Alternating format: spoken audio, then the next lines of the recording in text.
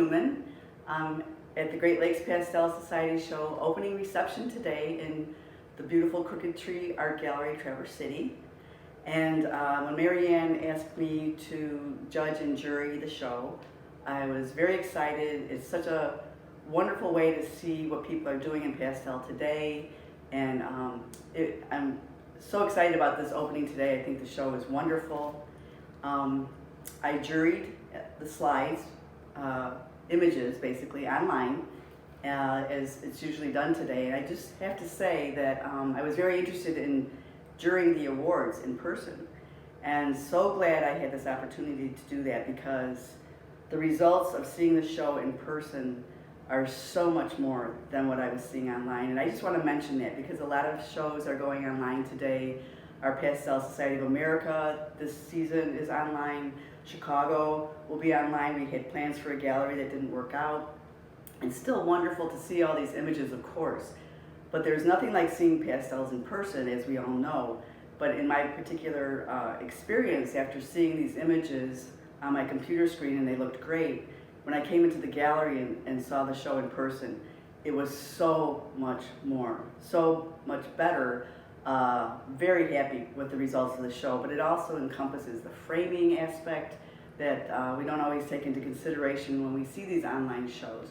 And I just felt it was important to mention, go to the galleries, go to see things in person. There's so much more there for you to notice. And I'm very happy to have been able to be here in person to jury the awards for the show. The membership has done an amazing job. I'm very excited about what we're seeing today as a learning experience. As you look through the images, pay attention to the framing. It was an extra factor. Of course, it's part of the final package, but a lot of times we don't think about that, and there's images that could have been presented better.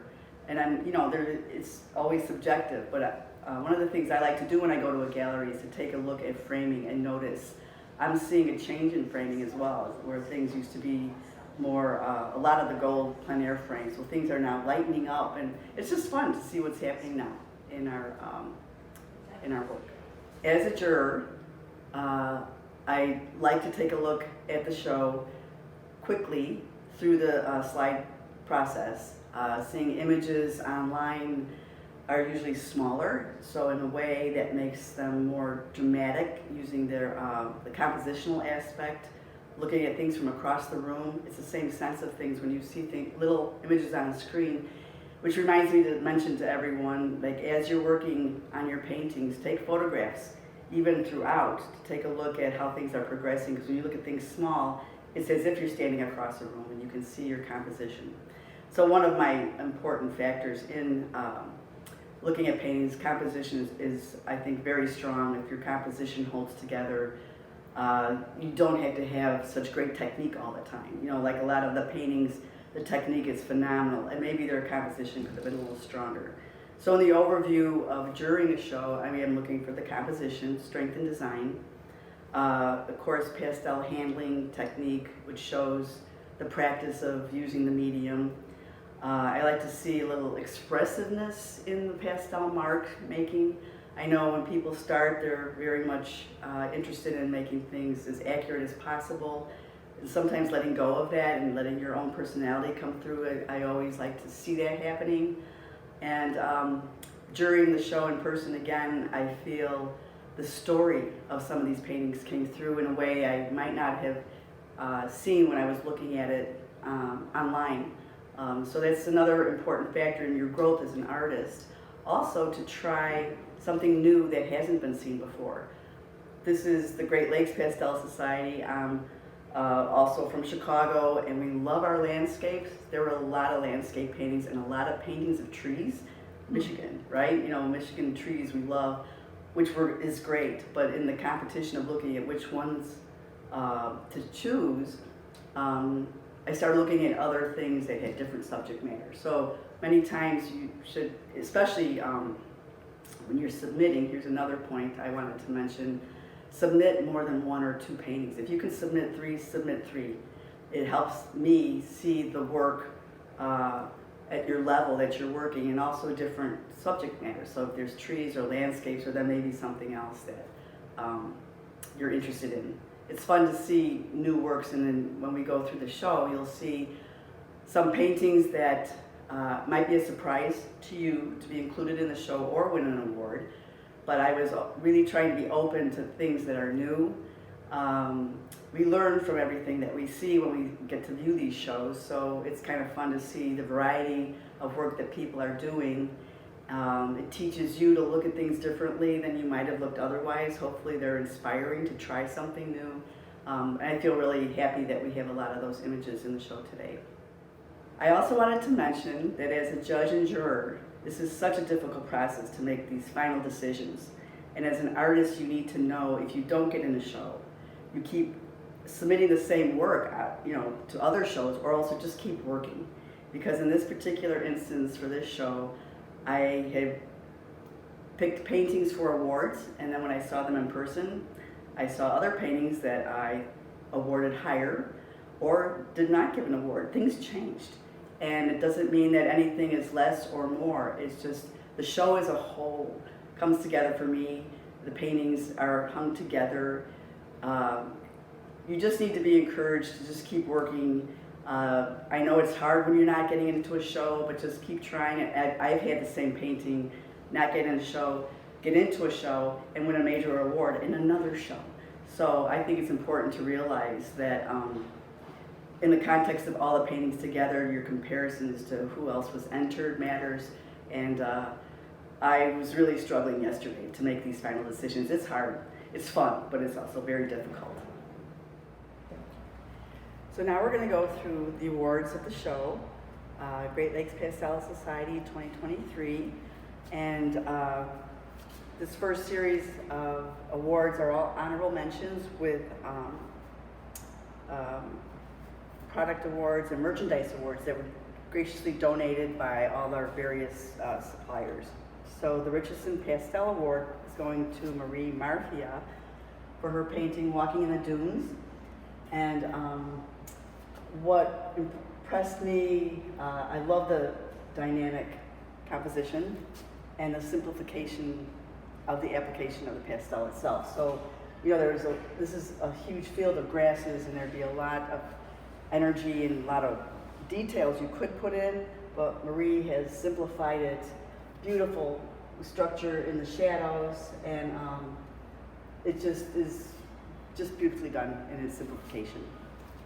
Our next award is to Helen Klaczynski, sorry if I mispronounced your name, the Unison Pastels Award for Kinvara Blue #2. Beautifully strong design, very strong design with the dynamics, shapes back and forth, and just beautifully rendered in subtle colors and detail. Our next award goes to Deborah Van Leen for It's Lonely at the Top, a Chief Joe's Award. And I was really struck by the beauty in the lighting, the atmospheric transitions in the distance, and the detail. The rendering is just beautifully expressed. It's not overdone. You've got the strong shadow in the foreground, or the dynamic dark foreground tree, and then the distance of the lighting set above the mountains. So very beautiful. The Dakota Pastels Award goes to Lisa Olivares for the chokeberry tree. This is beautifully expressed rendering. It feels like a drawing somewhat because of the dark outlines, but it's so expressive. The touches of color, but beautiful color and a gorgeous design. Julie Skoda wins the Dick Blick Award for Tell Your Story. And this is one of the paintings, when I saw it in person, took on a larger dimension because of its lively color application, its freshness, and its unique story in the sense of something that's not seen in the show anywhere else. An artist in the field, these colors, just so wonderful and playful. It's just fun to watch. Liz Wall wins the Dick Blick Award for Open Arms Another compelling image, unique to the show, very strong design, and a sense of mood is just palatable here with these dark colors and the sun peeking through. It's just beautifully simplified, and another one that couldn't be ignored. Kathleen Newman wins the Luda Pastel Award. It's a new pastel, by the way, so I'm not sure if I pronounced it right. For Evening in Florence, a gorgeously rendered urban setting, early evening where the lights are on the street scene and then the sky is getting darker, but the color application, very expressive, and loose architecture, which is appreciated because it's always difficult to do. So very nice. Our next award goes to Linda Pulowski for Nettie Lake. It's the Richardson Pastels Award, and there were many wood scenes and trees, as I mentioned earlier, about in the show. But what was fun about her application is more graphic. The colors are a little more flattened, let's say, and then the colors are just beautifully reflected in the water and the lake. It was just a unique and different way of portraying the woods and the sunlight on the ground. So I really like that. This one gets an award. Marianne Pals wins the Richardson Pastels Award for Chicago Garden. This exquisitely painted pastel, very fine and interesting subject matter. So the story here was also very compelling to win the award. And since hanging the show, I realized her husband knows everything there is to know about snakes. So the title is Chicago Garter because it's unique design with this blue that breaks the yellow and the snake, and only a avid snake charmer would understand that how particularly important this snake was. So when he found it, he called her out to take a photo, and it's beautifully rendered, whether you knew that or not about the Chicago Garter snake, but very fun. And our final award for the merchandise awards from Ludwig Pastels is to Lois Lovejoy for Touch of Fall. Again, another very beautifully expressed landscape in subtle color, harmony, and very simplified. Again, you could put a lot more detail, some artists might, especially when you're working from photos, but what I loved is, I don't know whether this was plein air or from photo, but she has simplified the bigger shapes and kept them in their proper value structure, and just the beautiful expression of light and a touch of color up here is very, very well. So our first honorable mention goes to Marcel Bratz for Hide and Seek. I love this painting from the moment I saw it. The intrigue of the story is one of the opportunities to really enjoy this painting. It's so beautifully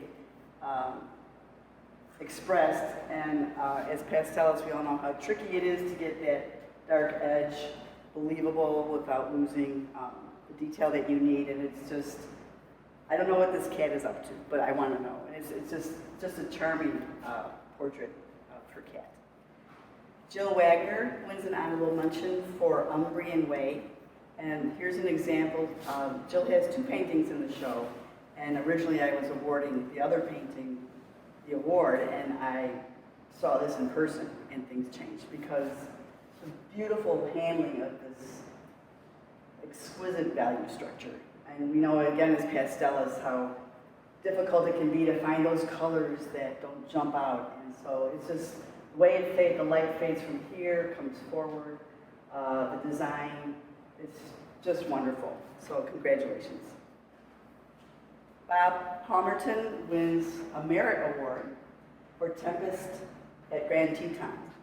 And again, this was another change when I came into the gallery to see the paintings in person. He was in the show, but it was not getting an award. And until I saw up close the exquisite value color changes in this dark foreground, and the subtle color and the lost edges here, it was a good slide, so it made it into the competition, but seeing it in person really made this painting awarded at a higher level. Beautiful. Sharon Will wins the Merit Award for Erosion, and this painting jumped out at me from the very beginning. I just love the gorgeous color handling.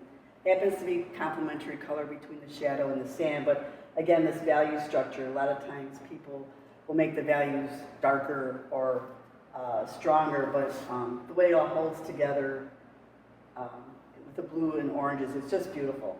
And just the subtle, descriptions of grasses hanging down. It's really beautiful to look at.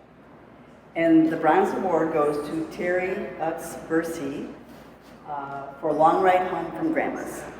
Again, this one was compelling from the very first time I saw it. There were not that many portraits in the show, but this is more than that. This expression on this little girl, the sunglasses, the personality comes through immediately. It's so charming, beautifully done, the design in her dress. And when I'm jurying the show, I don't get any of the titles, so I just love that it's called Long Ride Home from Grandma's, because we all know what that can be like for a kid. And it's very charming. The silver award goes to Kathleen Fish for this beautiful painting called Lake Michigan. Here's an example of a beautifully framed piece. The presentation on the wall is very striking. The painting itself with just nice composition, design of the dark foreground, and then as it fades away, the distance and the atmosphere. It goes for miles. Beautifully expressed and rendered, but holding the values together, and then little spots of color where the splashes are coming up over the rocks. It's just beautiful. And this is our Gold Award, the grand prize winner, Louise Pond, The Shape of Water. And as you see this beautiful show, you can see why this is such a knockout overall. There's a story, figuring it out, looking at the handling of the pastel. It's painted very realistically.